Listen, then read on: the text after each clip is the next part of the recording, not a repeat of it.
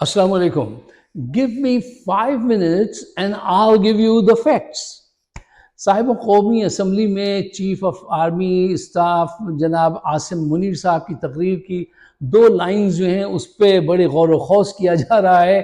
پہلی لائن یہ ہے کہ پرانا پاکستان کیا، نیا پاکستان کیا، ہمارا پاکستان، ایسے سوچئے، یہ لائن۔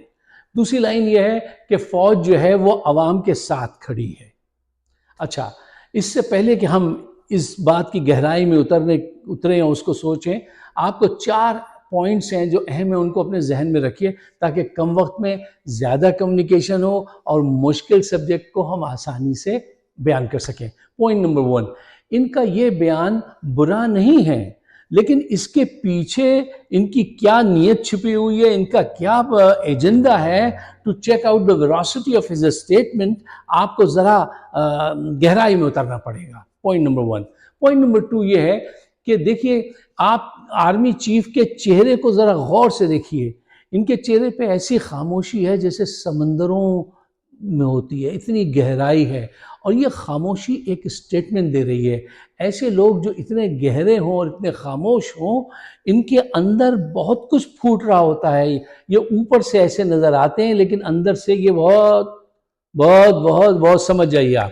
اچھا، ان کے اندر منفی کردار بھی بہت ایسے پیدا ہوتے ہیں، ایسے جن کے چہرے ہوتے ہیں، میں ان کی بے عزتی نہ ہو جائے اس لیے وہ نام نہیں لے رہا آپ کے سامنے۔ پوائنٹ نمبر 3، دیکھیے جرنیلی دماغ جو ہیں وہ سوچتے کیسے ہیں۔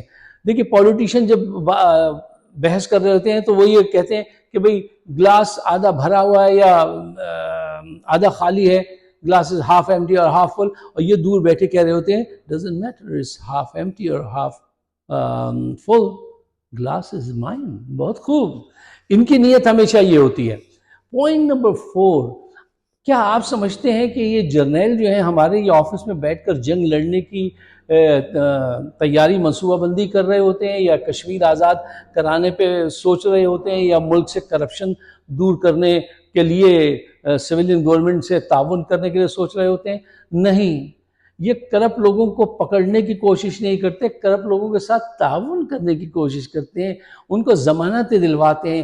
یہ آفس میں بیٹھ کے اپنی ریٹائرمنٹ کے پلان بناتے ہیں کہ ان کی زندگی کیسے گزرے گی، بیرونی دورے کیسے کر سکتے ہیں، مزید مال کیسے کمایا جا سکتا ہے۔ یہ فوج اب سیاست سے دور نہیں رہ سکتی، اس کی وجہ یہ ہے ان کے مالی مفادات وابستہ ہیں، اس کو یہ نہیں جانے دیں گے۔ جو بھی جرنیل آتا ہے وہ کچھ کر کے وہ اپنا کام دکھاتا ہے۔ اچھا صاحب، اب آئیے آپ ان کے اس بیان کی طرف، جب یہ کہتے ہیں کہ ہمارا پاکستان، بھئی آپ یہ بھی تو کہہ سکتے تھے ہم سب کا پاکستان۔ جب آپ کہتے ہیں نا ہم سب کا پاکستان، تو اس کا مطلب ہے پاکستان میں رہنے والے ہر طبقے، ہر فرقے کا پاکستان۔ اور جب آپ کہتے ہیں ہمارا پاکستان، تو اس سے ہم یہ بھی سمجھ سکتے ہیں، سمجھا جا سکتا ہے ہماری سوچ رکھنے والوں کا پاکستان۔ یہ بڑا فرق ہے، سب کا پاکستان اور ہمارا پاکستان، اس میں بڑا فرق ہے۔ اچھا، ذرا اب دوسرے جملے کی ذرا آئے، فوج عوام کے ساتھ کھڑی ہے۔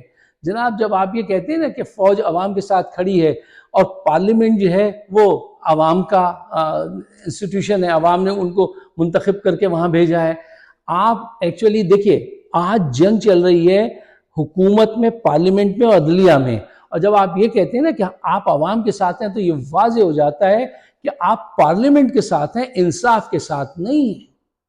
یہ بہت گہرے آدمی ہیں، انہوں نے جو بات کی ہے نا کہ ہم عوام کے ساتھ کھڑے ہیں، یعنی پارلیمنٹ کے ساتھ کھڑے ہیں اور عدلیہ کے ساتھ نہیں کھڑے ہیں۔ دیکھیے یار، سیدھی سی بات سمجھیے، دیکھیے اگر ان کو پاکستان کا مفاد عزیز ہوتا نا تو یہ الجھانے والی بات نہیں کرتے، یہ کہتے بھئی وقت پہ یار الیکشن کرائیے، یہ عوام کا حق ہے، یہ بات کرتے۔ انہوں نے ایسی کوئی بات نہیں کی، انہوں نے کہا ہم عوام کے ساتھ ہیں، ہمارا پاکستان۔ تو یہ سب الجھانے والی باتیں ہیں، حقیقت وہ ہے جو آپ نے اپنی آنکھوں سے دیکھا ہے۔ یقین کی جب بھی کوئی جنرل آتا ہے وہ ایسے بیان دیتا ہے کہ لوگ خوش ہو جائیں، پھر وہ اس کے بعد 10 سال اور 11 سال حکومتیں کرتے ہیں اور پھر جاتے ہیں۔ ہم تو وہ لوگ ہیں جو وردی کو دیکھ کے ہی اس کے عشق میں مبتلا ہو جاتے ہیں، سلوٹ کرنے لگتے ہیں، اور ہم یہ سمجھتے تھے کہ یہ وردی والے جو ہیں یہ چوروں کے پیچھے لگے ہوئے ہیں ان کو پکڑنے کے لیے۔ اب پتہ چلا نہیں، یہ تو کہیں اور لگے ہوئے ہیں، یہ چوروں کے پیچھے نہیں لگے ہوئے ہیں۔ یہ حقائق ہیں، اپنی رائے سے مجھے نوازیے گا۔ ہمارا شو ہے فائق صدیقی شو، اس کو سبسکرائب کیجئے، بڑی عنایت ہو۔